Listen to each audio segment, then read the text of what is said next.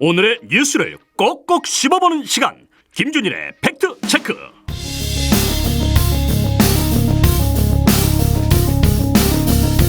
김준일의 팩트체크 시간입니다. 김준일 시사평론가와 함께하겠습니다. 어서 오십시오. 예, 안녕하세요. 오늘은 국민의힘 또 여당이랑 정부 얘기 집중적으로 해봐야 될 것 같아요.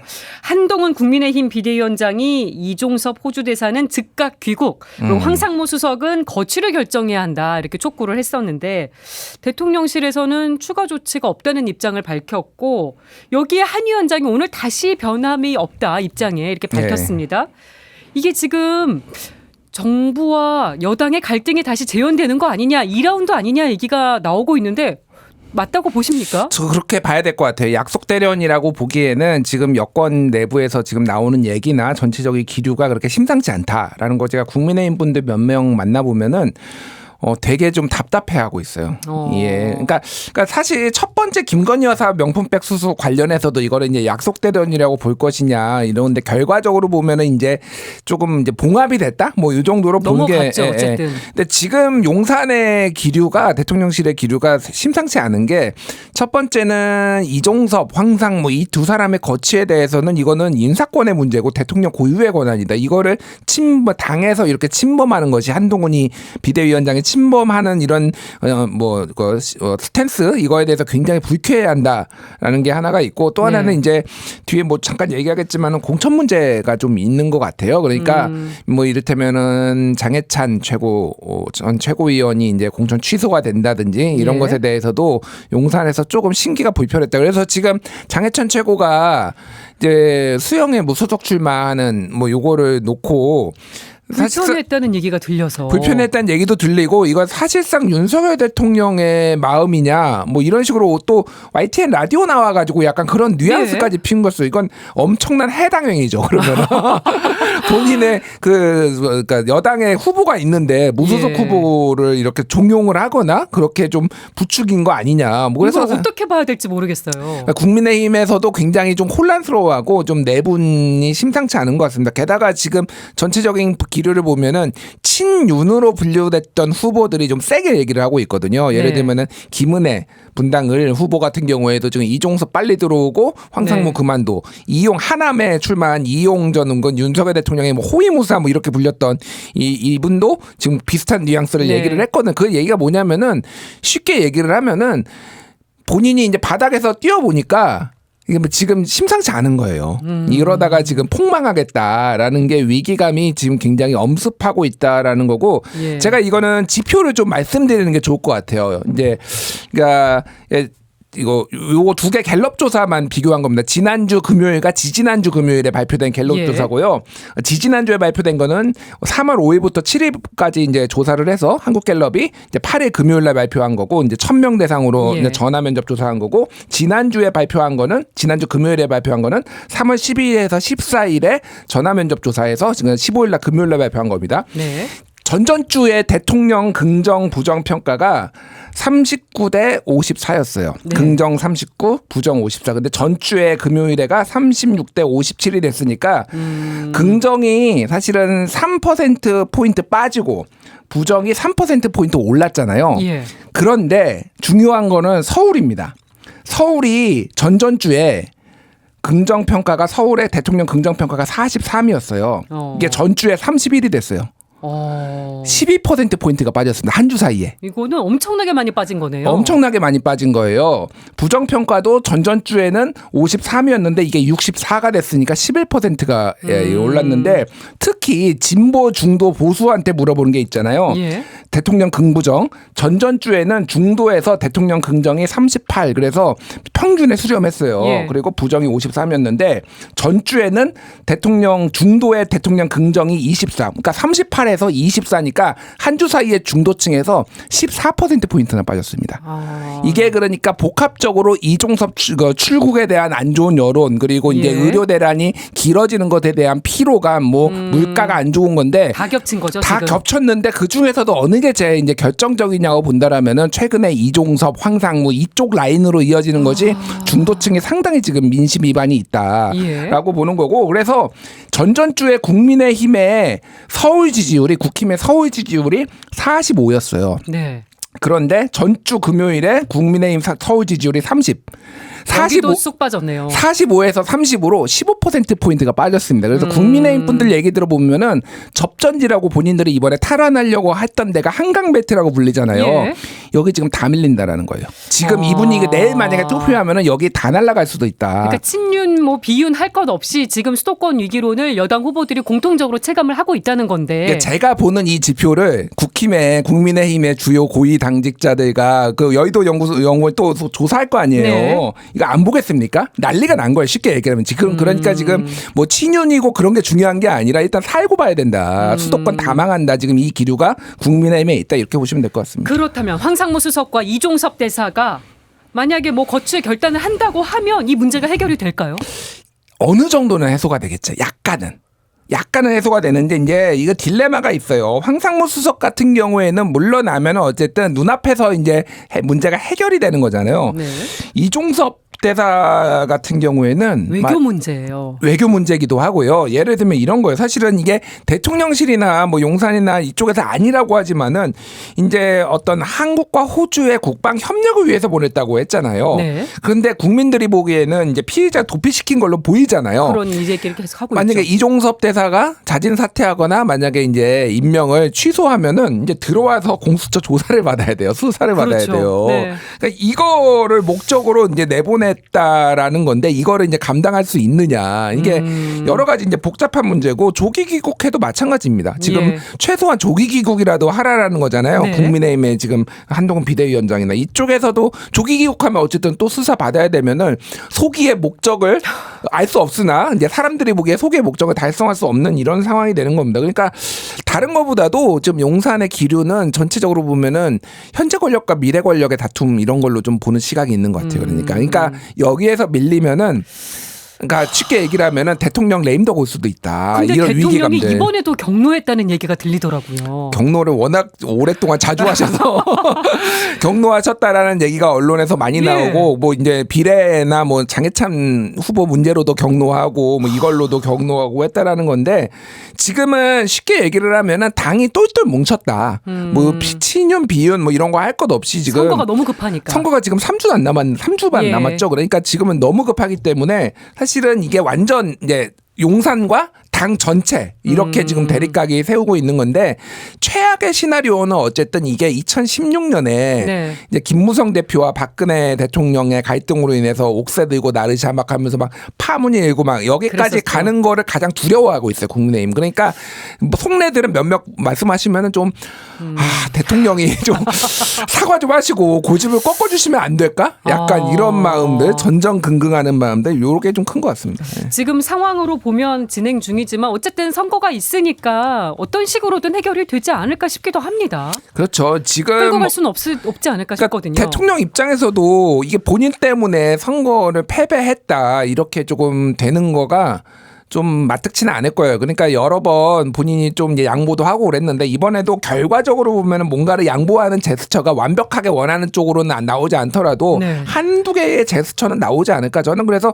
황상무 수석은 자진 사퇴를 아마 조만간 하지 않을까. 개인적으로는 그렇게 보고 있는데 한번 그럼 지켜보면 될 것 같습니다. 예. 이종섭 대사 관련해서는 사안이 조금 복잡해 보여요. 그리고 일단 대통령실과 공수처가 진실 공방도 벌이고 있어요. 이게 뭐 출국 금지 푸른 거 관련해서 허락을 했다 안 했다. 이 부분 어떻게 보세요? 그러니까 이거는 명확하게 대통령실에서 먼저 공수처도 출국금지 푸는 거 이제 동의했다라고 예. 하니까 공수처에서 발표했잖아요. 네. 그러니까 그 다음에 대통령실이 익명 관계자가 나와서 사실상 동의했다 이렇게 얘기를 한 거예요. 그러면 동의 안 한 거죠. 그러니까 공수처 입장은 어쨌든 명백합니다. 이거에 대해서는 우리는 동의한 적 없다라는 입장을 처음부터 끝까지 한 네. 것이고 다만 이제 이종섭 대사가 추후에 이제 수사 일정을 조율을 하니까. 하니까 그거에 대해서 공수처가 응했다라는 거예요. 그러니까 네. 이거는 사실 나가는 거를 전제로 한 거 아니냐 이렇게 대통령실의 주장인데 그 부분은 좀 설득력이 없죠. 그러니까 공수처는 어쨌든 동의한 적이 없다 출국하는 거를. 근데 예. 법무부가 풀어줬으니 우리가 어떻게 하겠냐 이거예요.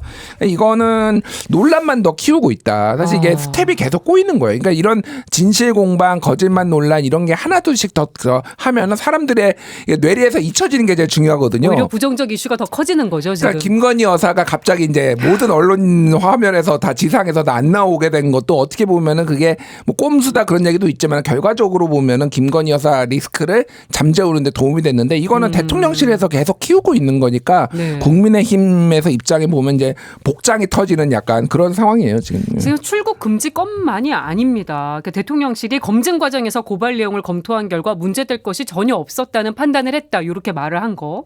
그런데 최상병 사건 피의자를 이제 임명한 거부터 또 신임장 사본을 들고 출국한 거. 사실 문제를 삼자면 이상한 부분이 많거든요. 그러니까 뭐 여기 일단 호주에 대해서 군사 협력을 해야 된다라고 하는데 여기는 장관급이 간 적이 단 한 번도 없다라는 거예요. 그 부분도 의아하고요. 예, 그러니까 굉장히 이례적인 것도 있고 말씀하셨다시피 이게 정말로 이렇게 급한 것인가? 호주 대사를 단 하루도 이렇게 빨리 이종섭 장관으로 교체를 해야 되는 것인가? 그리고 신임장도 말씀하셨다시피 사본을 들고 네. 이렇게 주랭랑 하듯이 이렇게 도피한 거니까 이게 국민의힘에서도 얘기를 하는 게 그러니까 이 선거 기간에는 특히 사람들의 인식의 영역에 맞춰줘야 된다라는 거예요. 그러니까 네. 뭐 대통령실의 입장이 뭐든 뭐 억울한 부분이 있든 그런 게 있어도 사람들이 국민들이 그렇게 생각을 하면은 그거에 대해서 수긍할 만한 답변이 나와야 된다 이런 건데 네. 뭐가 됐든 모르겠습니다. 진실은 뭔지 모르겠으나 사람들이 다 이거는 피의자 도피시켰다라고 의심을 하고 있으니 이 부분에 대해서 뭔가 조치가 있지 않으면은 이게 해결이 안 되는 거죠. 예. 네. 그리고 지금 비례대표 명단 가지고도 좀 잡음이 있는 것 같아요. 국민의힘의 위성정당인 국민의 미래.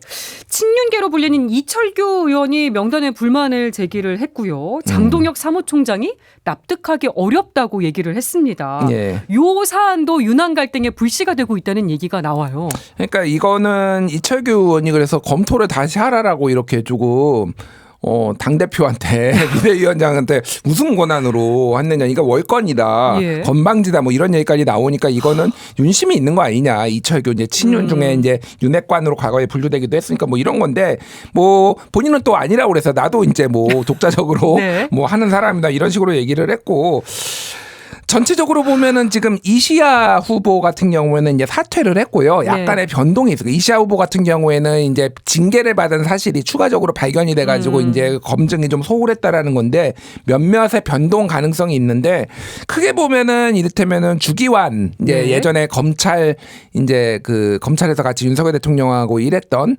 검찰 그 직원이었죠. 그분이 안 들어간 거, 호남을 뭐 배려 안 한 거 뭐 이런 것들이 있는데 결과적으로 보면은 공천의 조금 원하는 사람들이 안 들어갔다라고 보는 시각이 우세합니다. 국민의힘 분들 얘기를 들어보니까 제가 실명을 거론하기는 그런데 지읒 씨, 기혁 씨 뭐 이런 분들이 예. 이제 이게 좀 유력하게 거론이 됐는데 이게 한동훈 비대위원장이 그분들을 안 넣어서 이런 문제가 생겼다라는 얘기까지 전해주시더라고요. 네. 그래서 이거는 어느 정도 좀 타협이 가능할 수도 있을 것 같아요. 그러니까 지금 약간의 변동이 있으려고 하거든요. 그러니까 네. 원하는 게 다 들어가지는 않더라도 그럴 가능성은 좀 있는 것 같습니다. 이 부분도 민심에 아주 긍정적으로 작용하지는 않을 것 같습니다. 그러니까 뭐 잡음이 일단 있는 것 자체가 그리고 이 잡음이 그러니까 조금 이게 건설적이거나 이런 게 아니라 이를테면 누구 이게 한심이네 윤심이네 그게 한심이 됐든 윤심이 됐든 사람들 입장에서 보면은 이상한 거죠. 그러니까 그쵸. 이게 그거 자체가 일단은 도움이 안 된다는 거를 근데 다 알고 있기 때문에 빨리 봉합을 하려고 할 거예요. 이 부분은. 예. 네. 오늘 국회에서 이제 국민의힘 중앙선대위 발대식과 공천자 대회가 열렸습니다. 한동훈 위원장이 여기서 이번 총선에서 진다면 종북 세력이 이 나라의 주류를 장악할 것이다 이런 말을 했어요. 종북 세력 얘기가 수위가 좀 세게 보여서 어떻게 보셨습니까? 그러니까 뭐 종북 세력이라는 것에 이제 반응을 세게 하는 게 보수층이죠. 그러니까. 뭐 중도층에서도 일부 반응을 할 수는 있겠으나 기본적으로 지금 국민의힘과 대통령에 대한 중도층의 비호감도 이런 것들이 지금 아까 전에 말씀드렸던 그 사건들이 쭉 있잖아요. 예. 이게 이렇게 남아있는 상황에서 종북 세력이다라고 했을 때 그러면 국민의힘이 찍어서 종북 세력 막아야지 이렇게 갈 것인가에 대해서는 그동안의 선거 패턴을 봤을 때는 이거는 보수의 아젠다지 네. 중도의 아젠다는 아니에요. 그러니까 어쨌든 보수 결집을 위해서는 뭐 좋은 거는 어느 정도는 맞는 것 같은데 지지층 결집을 위한 멘트였다. 예, 저는 뭐 지지층 결집을 위한 멘트기도 하지만은 지금 별로 할 수 있는 게 없는 거예요, 사실은. 이게 완전 교착 상태다. 이종석, 황상무에 딱 붙잡혀 있으니까 할 수 있는 게 별로 없으니까 네. 이런 거라도 지금 던지면 또 하나는 말씀하셨다시피 지지층 결집도 필요한 게 최근에 도태우, 장해찬 공천 취소를 하면서 보수층이 굉장히 강하게 반발하고 있어요. 예. 그 보수 유튜버들 제목 보면은 한동훈 뭐 약간 죽일 놈 뭐 이런 거의 그 분위기예요. 그러니까 이건 위장 보수다 여기는 예. 뭐 한동훈 가만두지 않겠다 막 이런 약간의 그런 분위기도 있거든요. 그러니까 네. 약간의 보수층 결집도 지금 필요한 상황이다 이렇게 판단한 것 같습니다. 네. 대통령실로 가보겠습니다. 윤석열 대통령이 오늘 국무회의에서 의료 개혁의 필요성을 이제 다시 한번 강조를 했습니다. 뭐 민생 토론의 형식으로 이제 의료 개혁 토론회도 열겠다고 했고요. 근데 뭐 입장은 명확해요. 대화는 할 수 있지만 입장의 변화는 없다는 거 분명히 했거든요. 요거 오늘 행보 어떻게 보셨습니까? 근데 이 비슷한 얘기를 지금 우리가 한 몇 주째 하고 있지 않나요? 그러니까 그래서 약간 저도 피로감을 느끼는데 국민들은 어떨까? 지금 지난주 금요일에 발표된 3월 10일에서 14일 그 한국갤럽 조사 거기에 보면은 대통령 긍정평가의 이유 중에 23%가 의료개혁이에요. 이 부분에 대해서 국민들이 찬성하는 비율이 높고 그런데 문제는 지난주보다 전전주보다 5%포인트가 빠졌습니다. 전전주에는 28이었는데 지난주에는 23%. 무슨 얘기냐. 피로감을 느끼고 있다는 거예요. 장기화에 있어서 국민들이 좋아하지 않고 있다는 거죠. 그래서 이제 이게 우리가 계속 얘기를 하는 거지만은 왜 2,000명이냐 이거에 대해서는 이제 이게 설득이 안 되는 거고 보수 언론에서도 지금 계속 그 얘기하고 있거든요. 조금 왜 2,000명인지 이걸 굳이 고집해야 되느냐 이 얘기를 지금 계속 나오고 있어서. 근데 오늘도 얘기했어요. 최소한의 숫자라고.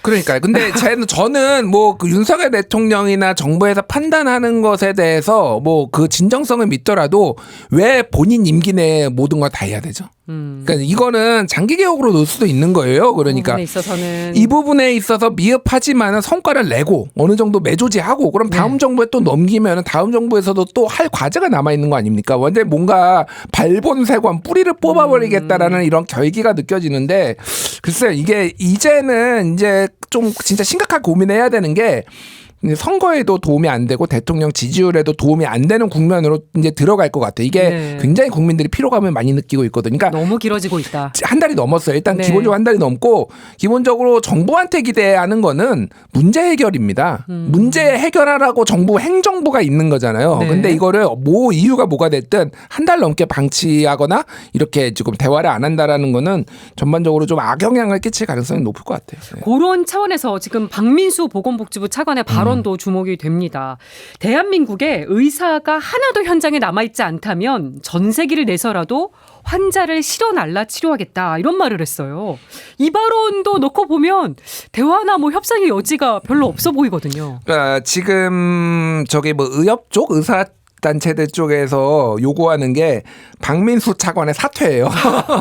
그거 뭐 사실 그게 저는 초반부터 나왔었죠. 그러니까 이분이 조금 소위 말해서 총대를 메고 센 발언들을 많이 하고 뭐 그렇기 때문에 이해는 가고 그러니까 박민수 차관의 입장도 이해는 갑니다. 그러다 보니까 본인이 좀 악역을 맡아가지고 이 강경 드라이브 뭐 이런 건데 이거는 결국은 박민수 차관의 입장이라는 거는 결국은 대통령의 입장이에요. 같이 괴를 하는 거겠죠. 만약에 대통령이 딱 유화 제스처 2,000명을 양보하는 그 순간 박민수의 입장도 확 바뀔 겁니다. 그러니까 이거는 그냥 어떤 지금 결기를 보여준다 뭐 이렇게 되는데 아니 남의 나라까지 환자를 실어 날라야 되나요? 지금 뭐 이게. 그러니까 저도 보면서 이게 참 이 정도 상황까지 왔나 싶었는데요.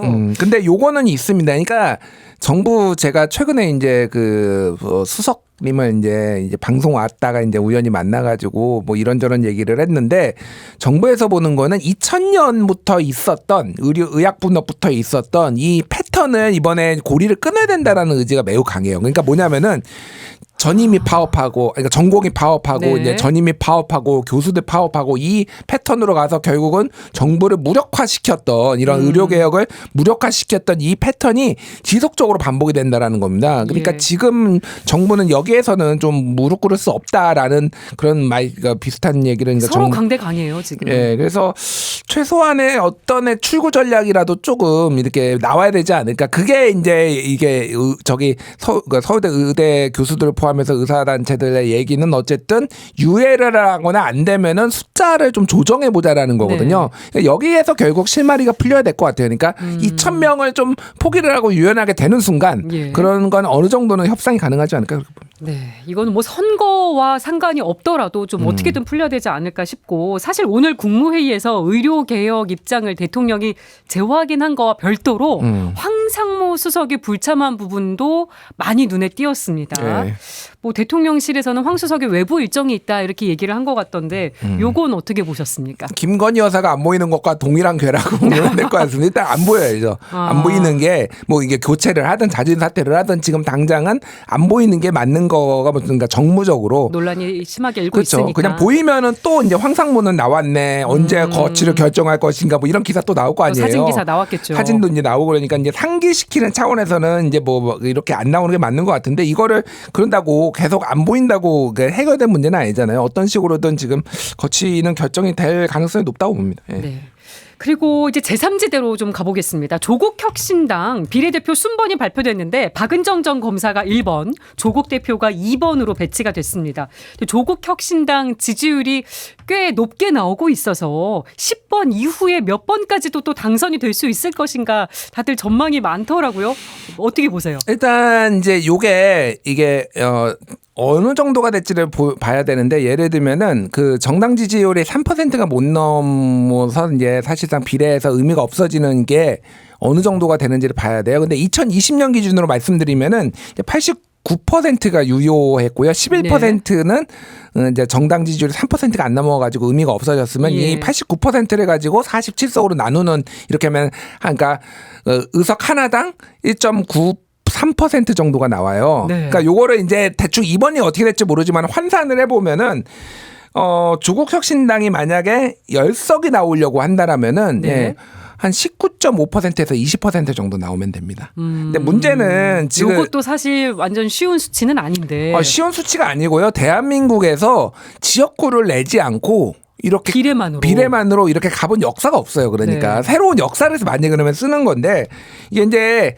기본적으로 그 진보 계열의 정당의 총합이 40을 안 넘거든요, 보통. 그러니까 지난번에도 2020년에도 33.4 더불어시민당 그리고 예. 열린민주당 5.4 해가지고 38.8이었어요. 40% 언저리까지 갔군요. 예, 40% 언저리까지 갔는데 이번에는 저는 40% 조금 넘을 것 같아요. 근데 제가 말씀드린 건 뭐냐면은 만약에 조국혁신당이 25%를 만약에 뭐 요즘 그런 여론조사도 막 예. 나오잖아요. 그러면은 더불어민주연합은 15% 나온다는 얘기예요. 그러니까 정해진 파이에서 예. 조국혁신당이 선전을 할 경우 예. 그러면 더불어민주연합의 파이가 작아지는 거. 그러면은 15%라고 하면은요. 더불어민주연합에서 7석이에요. 그래서 그런지 예. 민주당 이재명 대표가 요즘 지지 다니면서 우군보다 아군이 많아야 된다 이 얘기를 계속하고 있더라고요. 그러니까 제가 이거 아마 예측을 했을 거예요. 이게 선거 막판이 되면은 지금은 조국혁신당하고 우호적이고 정권 심판론을 어느 네. 정도 붐업도 시키고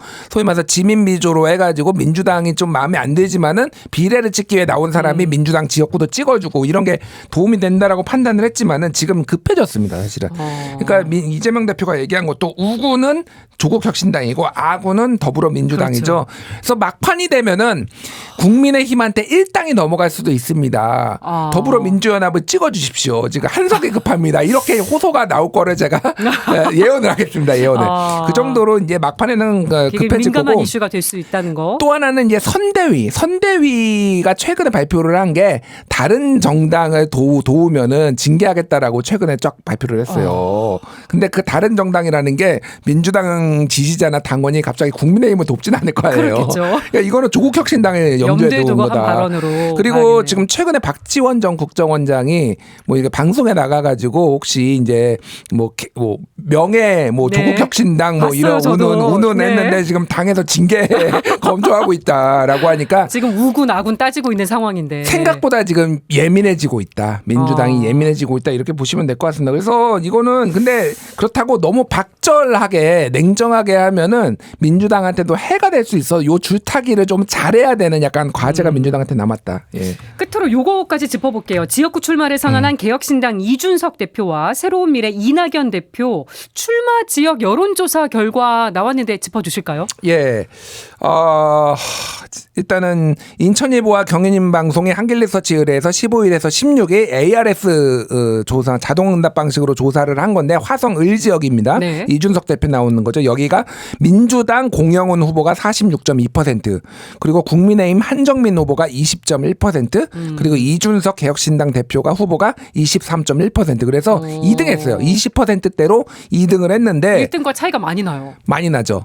더블 스코어 정확하게 네. 더블 스코어 46.2 대 23.1이니까 정확하게 더블 진짜 스코어 더블이네요. 완전 더블이에요. 그래서 국민의힘하고 단일화를 해도 쉽지 않다 뭐 이런 얘기가 나오고 있는데 이게 어쨌든 첫 여론조사에서 이 정도 나온 거는 희망이 있다. 아예 희망이 없는 건 아니다. 왜냐하면 이게 10%대가 나왔으면은 좀 예. 많이 힘들었을 텐데 이준석의 저력이다 이거는 개혁신당의 힘이 아니라 근데 네. 이준석의 저력인데 여기에서 근데 문제는 비례정당은 화성을에 물어봤거든요. 네. 조국 혁신당이 34.7%로 1위, 국민의 미래 20.6, 더불어민주연합 20.5, 개혁신당 10위예요. 예. 조국 혁신당이 제일 많습니다. 그러면은 이거를 돌파를 하기 위해서 조국 혁신당하고 손을 잡아야 되느냐. 그 부분도 쉽지가 않네요. 뭐 이런 겁니다. 그리고 이낙연 대표 말씀드리면은 KBC 광주방송과 UPI 뉴스가 리서치뷰에 의뢰해서 14일, 15일 자동응답조사 ARS로 방송했는데 광주 광산을에 민영배 민주당 후보는 65.4, 이낙연 후보는 17.7. 여긴 차이가 더 많이 나네요. 여기는 뭐 좀 이낙연 대표는 솔직히 말씀드리면은 좀 많이 힘들다. 많이 힘들고 이번 선거가 그러니까 양 진영 결집에 효과가 있기 때문에 네. 반명 이렇게 민주당 진보 계열에서 반명 반 이재명의 설 자리가 좀 없다. 뭐 이렇게 보면 될 것 같습니다. 그래서 선거비 보전 15%를 넘기지 못할 수도 있겠다. 지금 그 정도까지. 막판 되면 더 벌어질 수도 있거든요. 이게 예. 그래서 지금 새로운 미래 전체적으로 좀 위기고 이낙연 대표도 생존이 좀 어려운 상황이다 이렇게 봐야 될 것 같습니다. 저희가 방송 중에 속보가 들어왔는데 민주당 강북을 지역 경선 결과가 나왔습니다. 조수진 후보가 박용진 의원을 제치고 경선에서 이겨서 공천장을 따냈다는 속보가 들어와 있네요.